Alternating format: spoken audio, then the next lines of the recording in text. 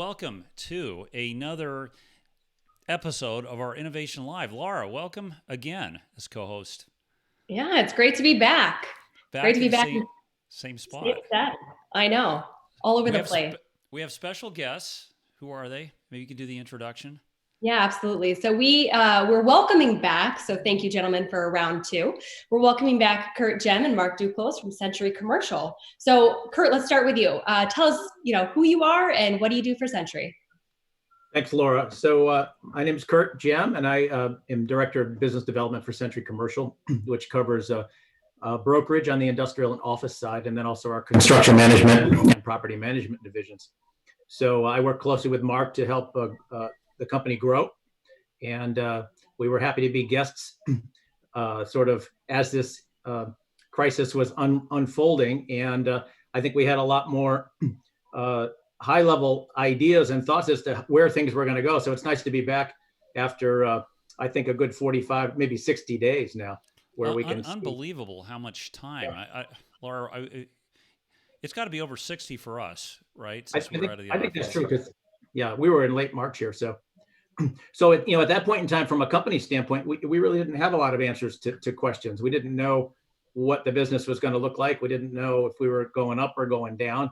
And I think, and Marc can talk to this a little bit, but I think we're very fortunate that, our company was set up to work remotely, to work virtually with our technology and so forth. And we've spent the last 60 days going full steam on what we call our technology stack. And that includes our CRM and our database. And then we added and launched a YouTube channel, which we're hosting now, virtual tours of properties, which is something we always had on the back burner. We fired that up, moved it forward. And, I think we're happy that we've closed the deals. We lost some deals in manufacturing space. Aerospace obviously got hit hard, but it opened up new opportunities. And some of those companies have been able to pivot and start, retooling and making products and so forth for the needs that are here today. So I would say, we're cautiously optimistic. And Marc, you want to talk to that? You're getting a lot of input and seeing a lot of activity out there. Yeah, absolutely. Great to be back, you guys. I think the subject back then was co-working space, right? And so that's kind of evolved just to the whole idea of what's an office space look like. So we can speak to that. But to Curt's point, listen, everybody, I like to say, yes, by the way, don't look now. It's been roughly 75 days. So if you close your office in mid-March, I know when we closed our office, it was the day before Friday the 13th. So it was March 12th. And I think I gave an update to the company back a couple of weeks ago. Don't look now, it's been 60 days. So we're 75 days and going here. And the nice thing is back on last week on March 20th, we saw the state open partially. As Governor Lamont said, we were already 60% open before we hit the 20th. So that was the good news. And we're starting to see companies start to open back up again. We were fortunate to be part of our services on the brokerage advisory side is to be in the industrial side as well. And there's no question the industrial side was affected significantly, but was affected less than the other sectors in real estate. And the nice thing to see, and since last week, is we're starting to see some optimism. And I will say I was on a talk earlier this morning, and I did say that, listen, that the 20th of March optimism has been quickly replaced with the June 20th optimism. So it's like us as human beings are always looking for that next date. So we had a full enjoyment of 1 week of the opening of the state. Now we're like, come on, where's June 20th? So, but we've been good. We've, as Curt said, we're fortunate. We've got 4 different divisions. We've got a brokerage advisory, construction management, property management, and we had opened literally a couple of weeks before before this all hit, a residential services group, which is a residential investment group. So that was not great timing, but we've been able to use all 3 silos, and all 3 have been affected in different ways. Oh, wow. Well, listen, we have a lot of questions. I have a lot of questions. I know Laura will as well. We've part of it's our own experience with our own company. Part of it's just kind of thinking about, what this means for Hartford community, what it means across, Connecticut as well. I guess, 60 days, Marc, you killed me. That's a long time. Now, I think, if I were to like open up Stephen Covey's book, I don't know. Somebody on here or who's listening probably knows the rule, but I think he says it takes like 6 or 7 weeks to form habits. That's true. 7 weeks, I think. Yeah. 7 weeks. Yeah, I've seen a few numbers around there. Okay, we're way past that 7-week habit, but we're still human beings, and we like to be with other human beings. Mark, what do you think? What habits have changed about work that we'll never return to over this period of time? So let's qualify it first to say nobody really knows exactly. I think we can assume a few things, but the effect on the real estate markets, which is, of course, because of the habits that have changed or not, there are some that we could say have changed, right? So this whole idea of using Zoom, obviously that we're on right now, or GoToMeeting or Teams or whatever it might be that you use, I don't think that's something that's here just temporarily, right? So we may not be using it to the extent that we're using it right now, but certainly we're going to be using it. And I think companies have realized, listen, if we can do quick updates and you can hop on a Zoom call, you have quick meetings and things like that, that's got to be something that's around permanently. Well, that's a portion of their use of their office space. And if that's just one little segment that they're not using, how many other segments aren't they using? I think there was the structure of companies and the trust of leadership of companies didn't allow sometimes for a home work at home. And by that, I mean, they weren't set up electronically. They didn't know maybe the avenues of electronics and the virtual, the tools that they could use to work virtually. Well, and by the way, I'm not sure they had the metrics or the trust to be able to measure employees, right? So you either didn't trust that the employees were going to do their work, or you didn't have the metrics that could measure how the employees do the work. They all of a sudden now are saying, you know what, it's working. And guess what? If it's working, then the next question is, how much can we do outside of what was our traditional office? So those are things that I think are gonna be permanent. It's just to what extent. We all know that Facebook and Twitter have all come out and said you're going to work there permanently, and at least till the end of the year. I think we're not going to know exactly what the effect is, because right now the idea is people aren't even sending people back to work in their offices because they don't believe their offices are ready, right? And so it's like, stay home, relax, do your work at home, wait till we get our place ready. And oh, by the way, what's ready is totally evolving all the time, the definition of what's ready. But there's no question there's more functions that are going to be done at home, just what we're doing right now. Yeah. I agree. Go ahead. Yeah, Kurt, go ahead.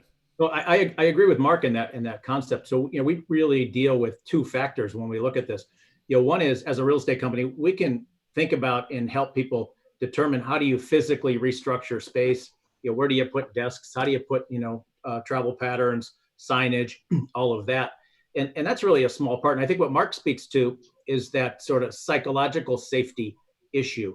Is, even though some of the places have made modifications, it's a challenge for leadership to understand how to bring their people back, and where are the thought patterns, where are the thought processes. So I think when big companies, like Facebook and Google say, oh yeah, work at home, I think it's because they don't have a solid plan from a psychological perspective as to how to reintegrate people, because that's a whole new game that nobody really has a solid playbook on.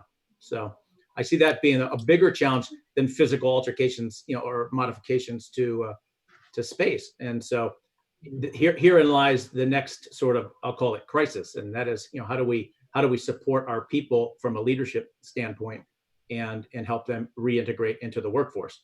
And that's the part that Mark says we're not going to have a vision on that for months. Right. See what the new reality is. We were half joking, half not, where it's, would you feel more comfortable meeting with people with masks on in a room spaced, 6 to 10 feet apart? Or would you feel more comfortable meeting with your team at a park, in a field, outside, where the air quality, it's a different way of thinking. And my personal gut reaction is, I'll go to the park. So it's going to be interesting. And I think everyone's going to be different. And how does leadership deal with that? And, I think it will be a slight trust crisis we see. Well, Laura, and to that point, how does leadership get that information, right? So when they start talking about, to Kurt's point, restructuring their office, And we, as he said, and you just reemphasized, it's really not as much restructuring the office. It's about the people that are coming back to the office. And like you said, if you've got somebody that's saying, no, I'd rather be in the park, how does the leadership measure that? What are they doing right now to measure? Because it's really about employee wellness. Mm-hmm. If you dial back to March 1 and somebody said, well, my employees really care about their HVAC systems. I mean, do you think that, do you think that it was, no. Well, guess what? They do now. Right, Right? they do. How do you measure that, right? How do you measure what's important to the employees? I mean, we're seeing as deep as supply chains on the industrial side with manufacturers who have done business with all different countries, right? And significantly a lot of in China. But now you're seeing them start to measure the quality of life of the companies and the countries that those companies are in. And if the quality of life isn't there, they're not necessarily sending the supply chain there, because they want to make sure that the quality of life is respected, because then you've got healthy people, which obviously can work and then ship it. So it's even getting down to supply chains coming overseas. Never mind your office in Hartford, Connecticut. Right. Yeah, well, we saw that with we've seen that with a number of our startups in our incubator in our building. I think if the company was this valuable, then it's like you kind of translate it over to this new world like this. Like one of our startups had a service where, say, you get underwritten for life insurance. If you've gone through that process of having an examiner come to your house, take your blood, all the fluid, his value prop was, why should you have let a stranger come into your house? And my question to him was, yeah, but how much does it cost? He's like, well, it's a little more we want to schedule people to go to Instacares down the street. And I said, well, is it cheaper or more expensive? Well, it's a little more expensive. Well, our carrier's going to pay. Wow, today, this may be the only way you get sell life insurance. So, absolutely. It's interesting. It's really, what was nice is now suddenly you didn't know it was a need, but today, as you mentioned, HVAC, yeah, it's a big issue, big question. That was one of the first items on the list of the manual that came out in our company on how to come back to work was explanations of cranking up the air conditioning. Yeah. I mean, can you imagine that whole cycle of the life insurance thing? It's like, okay, you want me to come to where? Okay, I'll come there. So what are they doing for their cleaning? How is their waiting room? Is their waiting room 6 feet apart? Is it 10 feet apart? When do they clean every day? Do they wash the chair every time? It's like, oh my God. Well, and I'm sure from a building standpoint, like how you market your building has got to have changed or will change over the next 6 to 7 months, right? Like, as you say, it's how hard is it to get in? How big are the elevators? How many elevators? How long does it take now to go up 15 floors? There's no question. I mean, and it will. I kind of pause there just because we're not sure exactly what that looks like, right? Again, we need the input from the users, and the users are the ones that are going to dictate that. The employees are the ones that are going to dictate that. And so what we might think is not a hotspot, that's probably a bad term these days, but what we might think is a significant feature, some employees might say, you know what, we really don't care about it. And then others, like elevator, yes, we care about it. How are you going to get, if you're going to be on the, not pick on a building, but we're sitting right across the street from City Place. If you're going to be on the 27th floor City Place, how are you going to get people up there again safely? Right. Yeah. It really brings in the whole concept of density. And, we overall have been going through a smaller square footage allowance per employee that comes into an office, where it used to be 200 square feet per person, when you go up with an office requirement, that figure had gotten down as low as 125 or 100 square feet per person. And so now, you're looking at, okay, we need more office space. So between the jettison of people working from home and the idea that we're going to a larger office environment, back to private offices, that whole concept, it's going to be interesting to see how it all falls out, because it's definitely not going away, in the near term, in terms of that. Kurt, you've been really involved in Shauna's Upward Labs smart building effort, right? Yeah, absolutely. So yep. how has it, what kind of opportunities are coming up either with applications for startups you've seen there, or how does that shift or create new opportunities for companies in the coming months? Yeah, well, it's interesting because they do the property tech, the prop tech companies, and they do the startups there. And they had two companies, Aura Air, which was an air filtration organization out of Israel, and they have a wall-mounted air purification system that has successfully removed a high level of the bacterial type products. I'm not suggesting it will remove the COVID virus, but they have a filtration system that's patented that has a copper lining in it, and it helps to just kill that stuff. So improved air quality pre-COVID was an important thing, and they were doing tests in hospitals as well as hotels and having great success with it. Now they're sort of thrust into this environment where air quality is important. I mean, we had a client, a deal that we did at a building in Hamden. Client was in a couple thousand square feet. They got a call, I think it was from World Bank, right, Mark? That said, hey, listen, we have a company that we want to get growing fast. Their product is UV UV light in line in your HVAC system for hospitals. So here's a company that's in 2,000 square feet. World Bank says, hey, we want you to grow. We want you to open up 10 facilities. So we signed, they looked at space on a Monday. On Wednesday or Thursday, we were signing a lease for 20,000 square feet. And so Aura Air over at Upward Labs, same type of thing, air filtration. And then the whole, there's Van Gogh is another company over there, a startup, and they were doing the entry stuff. So facial recognition, sign in for the entry. You're not signing into a book. And so they create a database of where people are in the building via the camera systems, and so they can tell from a travel perspective. And I know contact tracing is a new word that we're becoming more more exposed to, and so so they've got interesting companies in the prop tech space that are growing. My question to you, Paul, because you're obviously doing the Hartford ecosystem relative to startups. Are these companies? What's their mindset? I mean, are they ready to pivot and get ready for what would be considered a new sort of growth phase? What are you seeing with that?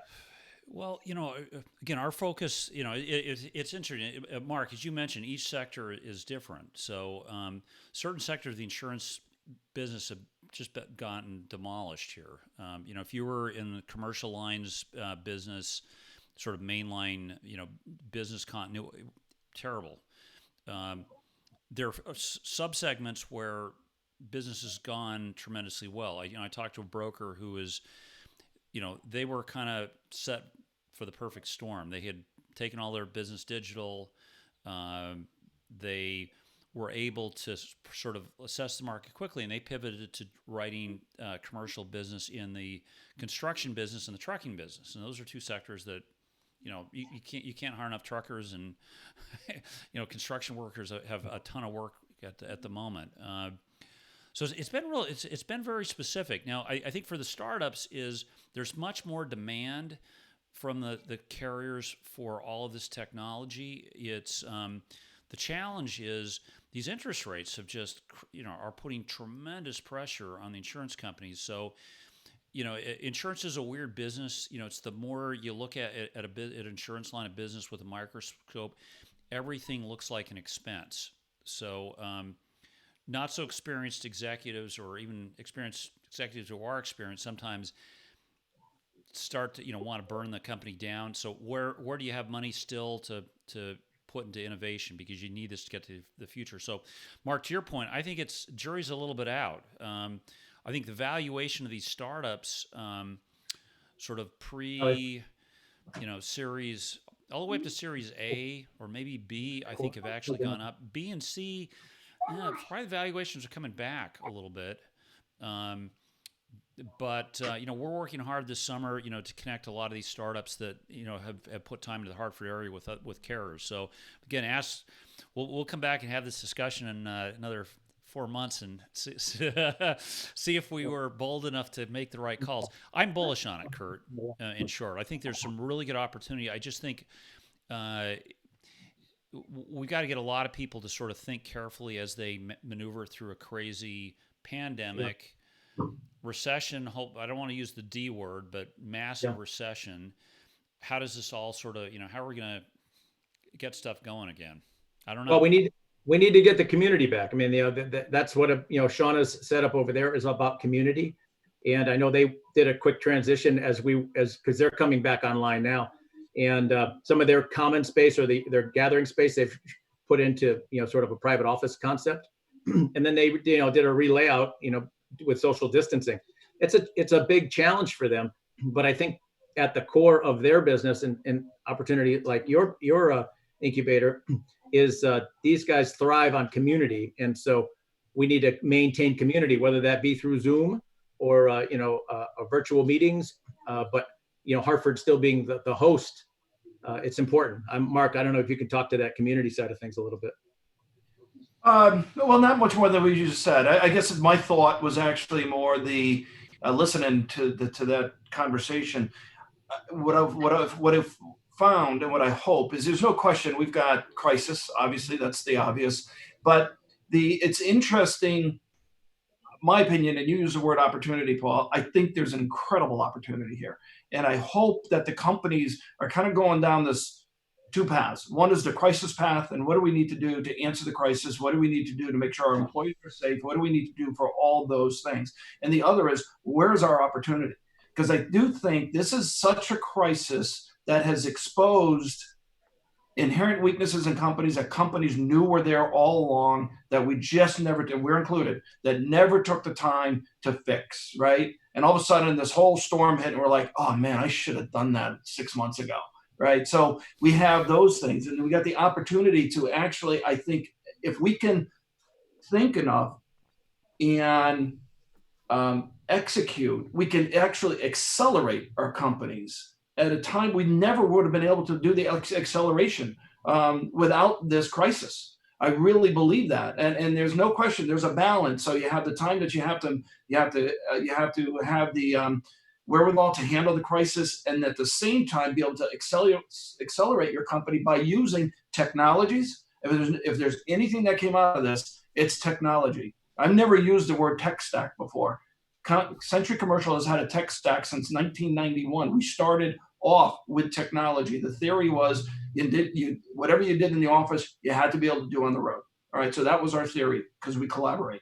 So now the question is, how do we use technology to accelerate ourselves into a much better company? That's going to take some pain with these companies because obviously that could cost employees. All right, it could cost space. Right? Because you might not need the bodies and you might not need the space. Is going to be an incredible boom to technology. It should be a boom to technology. And I'm curious to see how that unfolds. So there's going to be, in my opinion, some major pain, because there should be some major pain, because at the other end of it, I think we're going to come out so much better. No, I totally agree. And listen, thank you for all you're doing for the community. Mark, do you want to talk to us about some of the resources you made available to the community? Yeah. So we, without giving a pitch, we started off the company as a collaborative company. So the entire philosophy, again, built on technology, because technology facilitated collaboration, sharing of information. So in 1991, believe it or not, computers, actually networking of the computers was not common for small businesses, and it was just starting to become common, a lot less expensive to do. So the idea was collaborate and share information. And we've been able to leverage that moving forward to just collaboration of the community. And when I say the community, it's a collaboration of the real estate community. It's anything to do with commercial real estate that we hope that we've created a foundation that allows non-Sentry Commercial allied type of industries to call us and use our platform for their benefit. That doesn't mean hiring us. That means things like our website. You can use our website as a resource, as an example.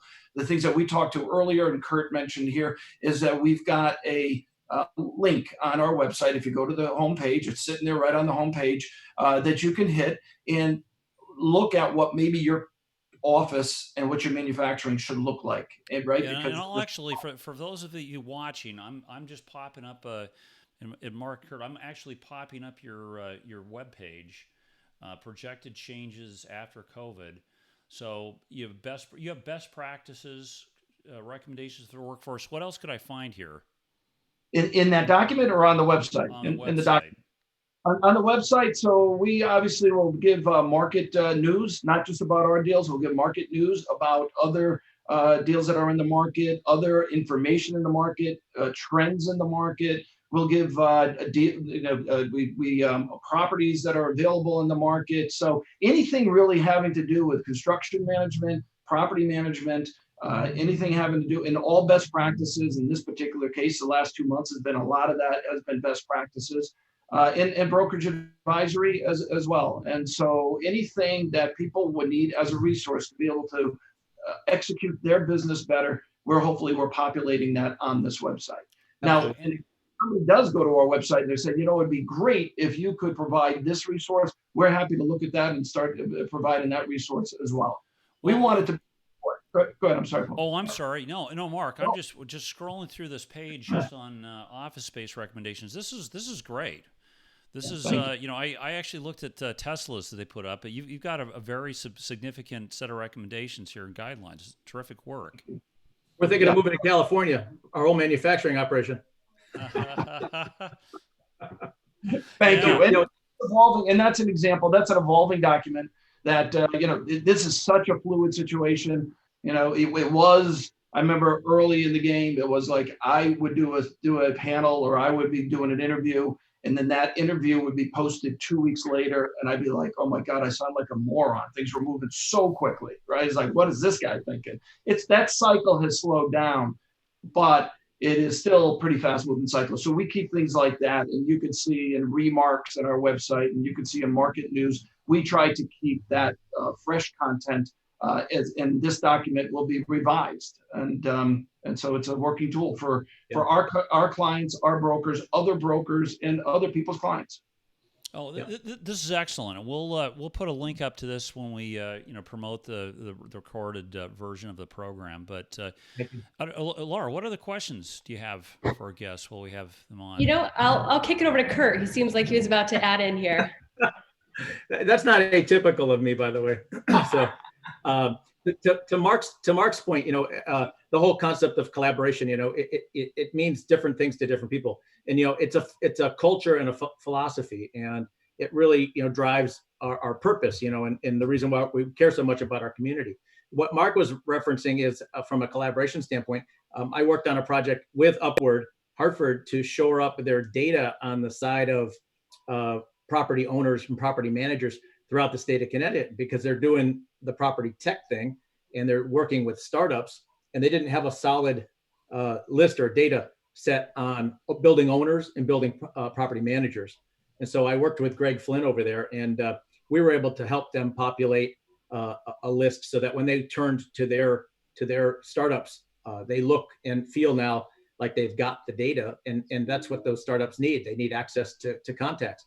And that was something, that I said, hey, listen, we've got the data, we pay for that data, and we'd love to share that with you on a collaborative basis. And that's not something that we charge for. It's not our business, but it does help Hartford as a whole, sort of jump to that next level. We want, NASSAU RE to succeed at the innovation space, and we want Upward to succeed at their prop tech and medical tech groups. And so, that's the essence of Sentry Commercial. And that's the essence of the company that Mark, started 35 years ago. And so we're just excited to be able to continue to plow forward with that vision.